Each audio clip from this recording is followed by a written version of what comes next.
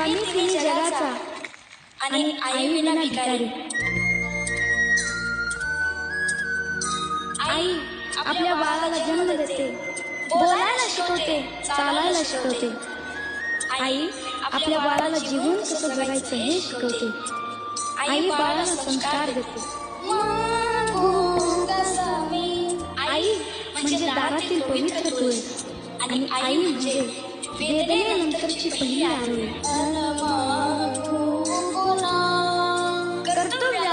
कर्तृत्वाला पूर्ण करीत जी खंबीरपणे उभी राहते ती म्हणजे आई। आपल्या बाळाच्या मुखात जाणारा घास पाहून जिची भूक नाहीशी होते ती म्हणजे आई।